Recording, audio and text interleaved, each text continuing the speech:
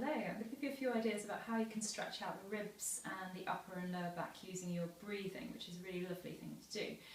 You've probably all heard of diaphragm breathing. That's probably the one that you probably have tried if you've tried breathing exercises. So a really easy way to do that if you haven't tried it is to put a hand on your upper ribs, your chest, and a hand on the abdomen area. And when you take a nice deep breath in, to use the diaphragm, what you want to do is breathe right down into the tummy. So this hand basically raises up when you breathe in, okay? So something like this, so, and out. And as you breathe out, your hand will come back down again. So that's engaging the diaphragm. And it's a different way, the ribs and everywhere else gets neglected if you're just using the diaphragm. You want to stretch out everywhere to get the back and ribs stretched out.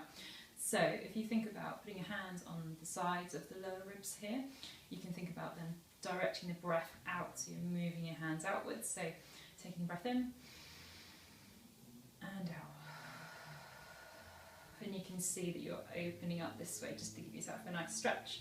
And you can also work the back into this, so kind of the upper back area. If you think about the chest and the upper back here, and when you're thinking about having a string, so kind of from here to the back, and what you want to do is open out this way, so you're really expanding this way here. So that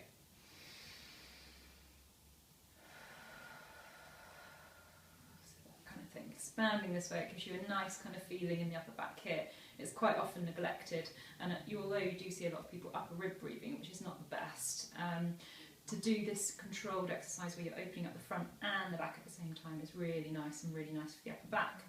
A lot of people also use it for I encourage people to use for their low back pain. You can either do this standing, sitting, or laying flat on a yoga mat with your knees up. So if you think about putting your hands on your back onto those kind of tight muscles at the bottom there, and when you take a breath in, you're going to direct the breath into your hands on the back. It sounds a bit strange, but if you try it, you'll see. So breathing in